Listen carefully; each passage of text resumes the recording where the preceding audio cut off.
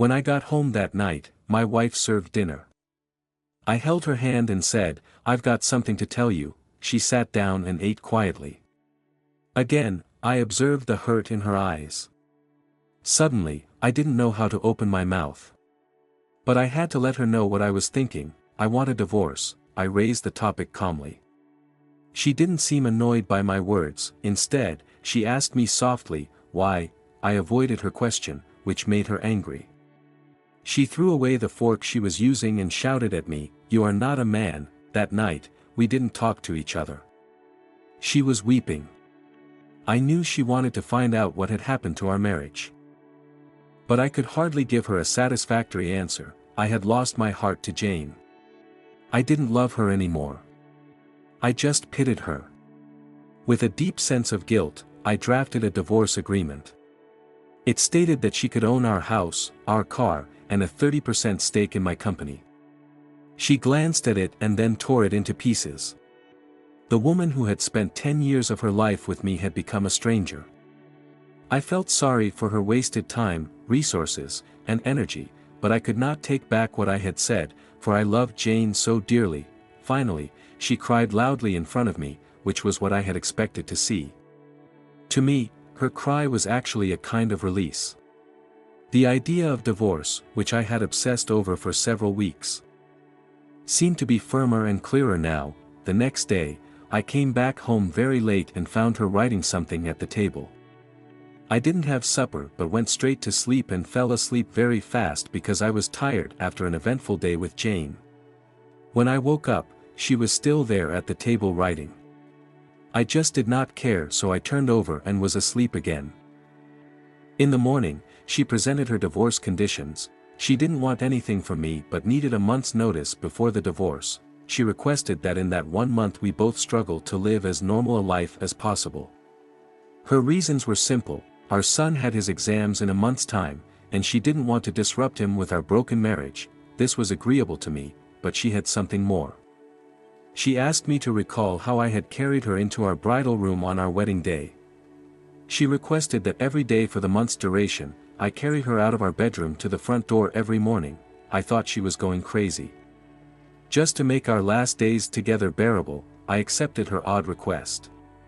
I told Jane about my wife's divorce conditions. She laughed loudly and thought it was absurd.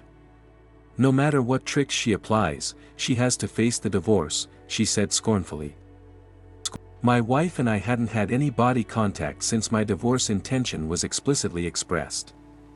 So when I carried her out on the first day, we both appeared clumsy. Our son clapped behind us. "Daddy is holding mommy in his arms." His words brought me a sense of pain. From the bedroom to the sitting room, then to the door, I walked over 30 feet with her in my arms. She closed her eyes and said softly, "Don't tell our son about the divorce." I nodded, feeling somewhat upset. I put her down outside the door. She went to wait for the bus to work. I drove alone to the office. On the second day, we were more at ease. She leaned on my chest. I could smell the fragrance of her blouse.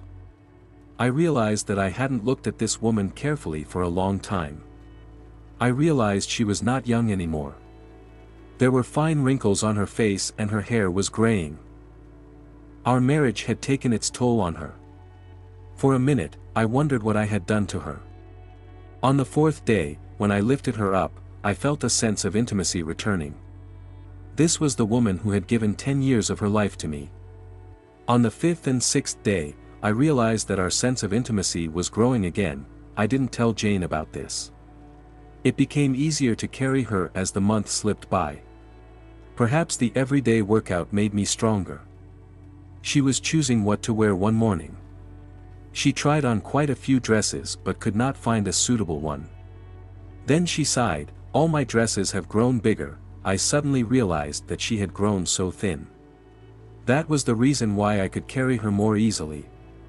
Suddenly it hit me, she had buried so much pain and bitterness in her heart. Subconsciously, I reached out and touched her head. Our son came in at that moment and said, "Dad, it's time to carry Mom out." To him, seeing his father carry his mother out had become an essential part of his life.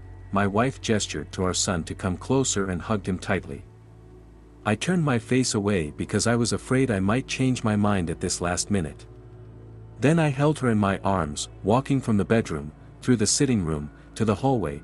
Her hands surrounded my neck softly and naturally.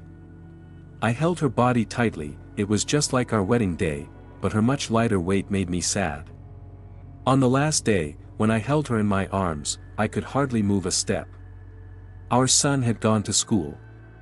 I held her tightly and said, I hadn't noticed that our life lacked intimacy. I drove to the office, jumped out of the car swiftly without locking the door. I was afraid any delay would make me change my mind. I walked upstairs. Jane opened the door and I said to her, Sorry, Jane, I do not want the divorce anymore. She looked at me, astonished, and then touched my forehead. Do you have a fever? She said. I moved her hand off my head. Sorry, Jane, I said, I won't divorce.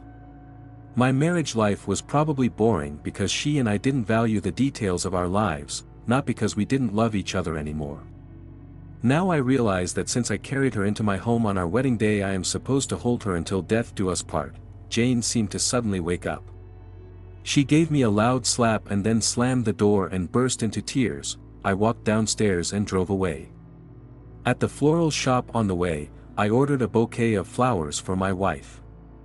The salesgirl asked me what to write on the card. I smiled and wrote, I'll carry you out every morning until death do us part. That evening I arrived home, flowers in my hands, a smile on my face. I ran upstairs, only to find my wife in bed, dead. My wife had been fighting cancer for months, and I was too busy with Jane to even notice. She knew that she would die soon and she wanted to keep the negativity away from our son, in case we pushed through with the divorce. At least, in the eyes of our son, I'm a loving husband. The small details of your lives are what really matter in a relationship. It is not the mansion, the car, property, or the money in the bank. These create an environment conducive for happiness but cannot give happiness in themselves, so find time to be your spouse's friend and do those little things for each other that build intimacy. Do have a really happy marriage.